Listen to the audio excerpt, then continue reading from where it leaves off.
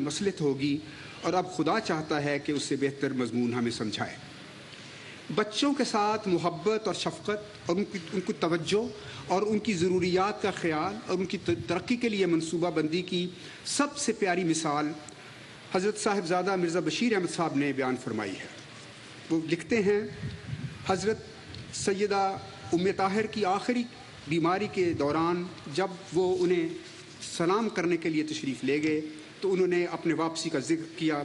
اس پر حضرت سیدہ صاحبہ نے فرمایا کہ آپ ضرور واپس جائیں اور وہیں رہیں اور طاہر یعنی موجودہ حضرت خلیفۃ المسیح الرابع کا خیال رکھیں، کیونکہ ان کے امتحانات ہو رہے ہیں اور آپ میری خاطر ان کے قریب رہیں۔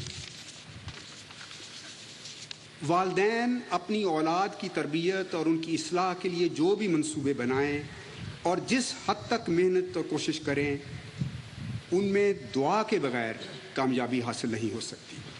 اولاد کے متعلق سب سے مؤثر اور جامع دعا قرآن کریم نے ہمیں بتائی ہے کہ اے اللہ، ہم کو، ہماری بیویوں اور ہمارے بچوں سے آنکھ کی ٹھنڈک عطا فرما۔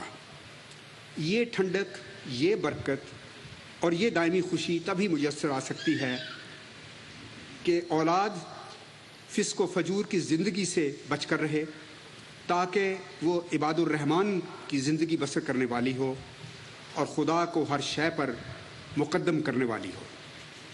اس دعا کے حوالے سے حضرت خلیفۃ المسیح الرابع اید اللہ تعالیٰ بنصر العزیز نے 1986 میں خطبات کا سلسلہ شروع کیا تھا، اور آج تک اس موضوع پر حضور انور باقاعدگی سے قرآن کریم کی تعلیمات کی روشنی میں تشریح فرماتے رہے ہیں۔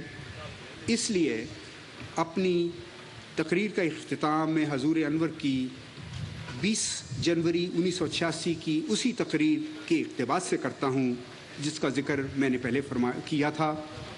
حضور انور فرماتے ہیں، وہ لوگ جن کی نظریں خزانوں پر ٹھہر جاتی ہیں اور خزانے دینے والے سے تعلق توڑ لیتے ہیں، پھر آئندہ ان کی نسلوں کی کوئی ضمانت نہیں ہوا کرتی۔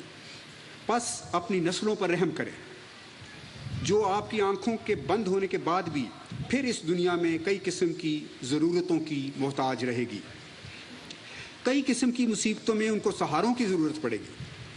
پھر اس کل کی فکر کریں جو ضرور آئے گا۔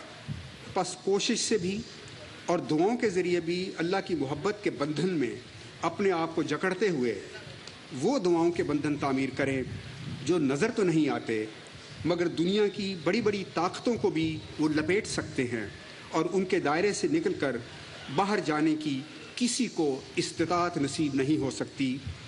ان رسوں سے جکڑ کر اپنی اولاد کو سچے رستوں پر قائم کریں، یہی ان کی حفاظت کا بہترین سامان ہے جو آپ کر سکتے ہیں۔